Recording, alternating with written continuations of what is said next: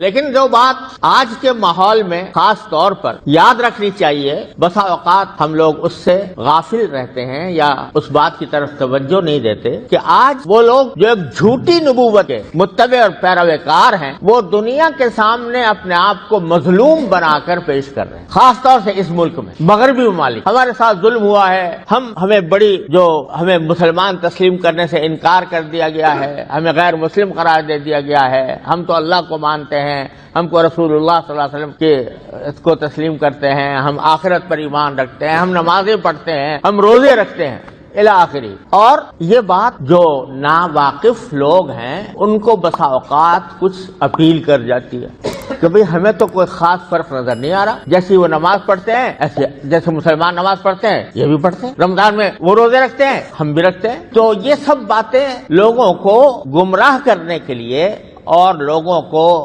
مغالطہ دینے کے لیے یہ باتیں کہی جاتی ہیں اور بسا اوقات لوگوں کے دل میں اتر بھی جاتی، وہ لوگ جو حقیقت سے ناواقف۔ بات یہ نہیں ہے کہ ہم نے ان کو اسلام سے نکالا، انہوں نے خود اپنی کتابوں کے ذریعے، اپنی تالیفات کے ذریعے، اپنے مقالوں کے ذریعے، اپنی تقریروں کے ذریعے پوری امت مسلمہ کو اسلام سے نکالا۔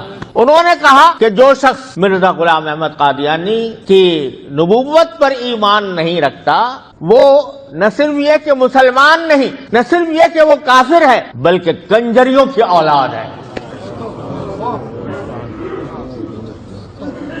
تو بتائیے ظلم کس کی طرف سے ہوا؟ وہ قوم جس کا پیشوا آنے کے بعد جو اربوں مسلمان آباد ہیں ان سب کے اوپر کفر کا فتویٰ لگاتا ہے، کہتا ہے یہ سب اسلام سے خارج ہے، یہ کافر ہیں۔ تو نکالا کس نے؟ اس نے نکالا۔ اور اس لحاظ سے بات یہ بھی اس لحاظ سے سمجھنے کی بات ہے کہ جب نبوت کا دعویٰ آتا ہے حضرت نوح علیہ السلام سے لے کر اور جناب نبی کریم سرور دو عالم صلی اللہ علیہ وسلم تک جب کوئی نبی آتا ہے تو اس کی امت دو حصوں میں تقسیم ہوتی ہے۔ ایک حصہ وہ ہے جو اس پر ایمان لاتا ہے، مسلمان ہوتا ہے، اور ایک وہ ہے جو اس پر ایمان نہیں لاتا، اس کی تکذیب کرتا ہے، وہ کافر ہوتا ہے۔ اگر مرزا غلام احمد قادیانی نے جب دعویٰ کیا تو اس کا منطقی نتیجہ یہ کہ وہ جو اس کو نہ مانے اس کو کافر قرار دیا۔ تو کافر اس نے قرار دیا، یہ کہا کہ یہ مسلمان نہیں ہے، یہ کافر ہیں۔ کافر بھی ہم تو اپنے کلام میں ہمارے بزرگوں نے یہ سکھایا کہ ہم اگر اختلاف بھی کریں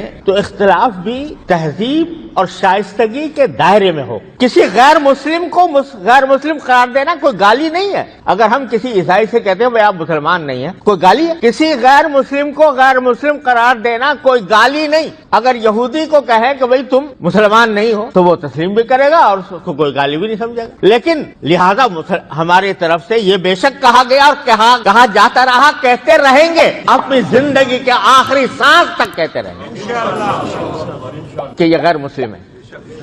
لیکن گالیاں ہمارے بزرگوں نے نہیں، ہمارے بزرگوں نے گالیاں نہیں دی، اور انبیاء کرام علیہ السلام کا طریقہ اختیار کیا کہ گالیاں ان کے مخالفین دیتے ہیں اور یہ جواب گالی کا گالی سے نہیں دیتے۔ ہم نے یہ کام نہیں کیا، ہمارے اکابر نے نہیں، ہمارے بزرگوں نے